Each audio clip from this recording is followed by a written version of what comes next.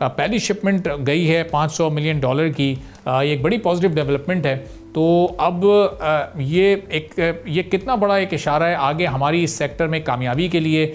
जो रेकोडिक से निकलने वाला इस वक्त रॉ मटेरियल है वो हमें कितना फ़ायदा दे सकता है, और ये पहली शिपमेंट हमारे इस एग्रीमेंट को और हमारे इस सेक्टर को कहाँ तक लेकर जा सकती है।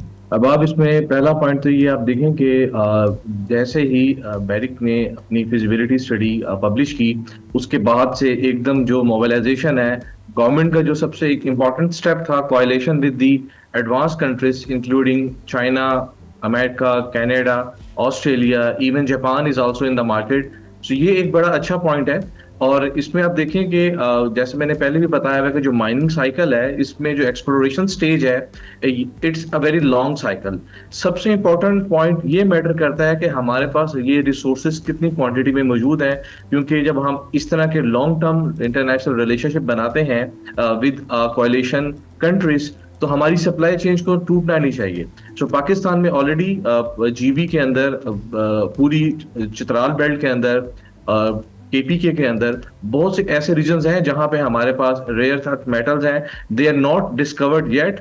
कुछ ऐसी जगह हैं जहां पे बहुत अच्छा काम हुआ है। उसके साथ साथ जितनी भी मेटेलिक मिनरल्स हैं, जिसमें क्रिटिकल मिनरल्स में मोलिब्डेनम है, टिन है, इस वक्त एंटीमनी एक top of the list commodity है गोल्ड एंड कॉपर के साथ। तो इस पे बहुत ज्यादा काम हो रहा है। तो ये जो पाकिस्तान के अंदर अभी सिनेरियो है वो एकदम चेंज हो गया है। Everyone is looking forward. और आप देखें गवर्नमेंट का जो नाइस मूव था, एफडब्ल्यूओ ने एमओयू किया यूएस स्ट्रेटेजिक मिनरल्स के साथ, और ये जो इनिशियल एग्रीमेंट था, इस एग्रीमेंट की रूह से यहाँ पे इन्वेस्टमेंट आनी है, यहाँ पे एक रिफाइनरी लगेगी, और जो चीज हमारा होमवर्क था इट गॉट रेडी। एफडब्ल्यूओ ने बड़ा स्मूथ प्ले किया कि उन्होंने एक जो हमारी इनिशियल रिसोर्स एक पड़ा हुआ था उसको भेजा यूएस। डेफिनेटली उसमें भी उसकी परसेंटेज कम है, और यही चीज होती है कि एडवांस कंट्रीज में अच्छे लैब मौजूद हैं, उनके पास अच्छा रिसोर्स है, वहां से जो वैल्यूएशन मिलेगी उस वैल्यूएशन को एज अ रोल मॉडल हम इसमें पूरे खिते में फिट कर सकेंगे। सिमिलरली बलूचिस्तान की बात करें, बलूचिस्तान की जो पूरी शागी बेल्ट है, यहाँ पे कॉपर गोल्ड है, उसके साथ उसके नॉर्थ ईस्ट में हमारे पास खुरमजई के एरिया है जहाँ पे एंटीमनी है। इसी तरह बलूचिस्तान के साउथ में आपको बताता चलूं, एक रीजन है वाशूक के पास।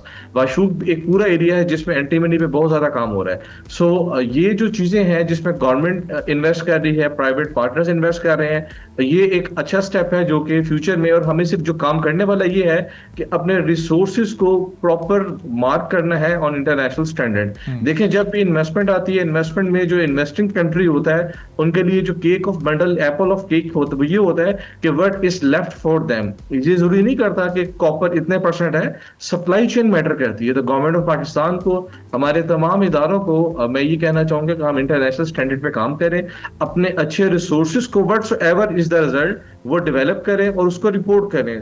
And that is the time जिस वक्त इंटरनेशनल मार्केट में लोग आएंगे। अब आप देखिए, जापान है, चाइना है, ऑस्ट्रेलिया है, टर्की है, यूएस है, कनाडा है, even there are many more to come in Pakistan. तो ये एक बहुत अच्छा मूव था गवर्नमेंट ऑफ पाकिस्तान का, हमारे ऑल दी प्राइवेट प्लेयर्स का, जिन्होंने इस इनिशियल कमोडिटी को, like we have signed an MOU and the next month we have supplied an initial lot of including rare earth element, जिसमें 2 ऐसे हैं जो कि मैग्नेट्स के अंदर उनकी बहुत अच्छी इंटरनेशनल मार्केट है। इस तरह कॉपर, सिल्वर और एंटीमनी, डेफिनेटली हमारे नेबरिंग कंट्री में भी एंटीमनी पड़ा हुआ है, और पाकिस्तान में अभी जो पूरा बलूचिस्तान है, I know a few areas in Chitral जहां पे हम मॉडर्न टेक्नोलॉजी के जरिए, which we call it as supply technology, हम उनको आइडेंटिफाई कर सकते हैं। we have to drill over there। उसके बाद अगर वो commodity confirm होती है, we have to start proper mining along with all the exploration phases। Subscribe करें और बेल दबाएं ताकि कोई खबर रह न जाए।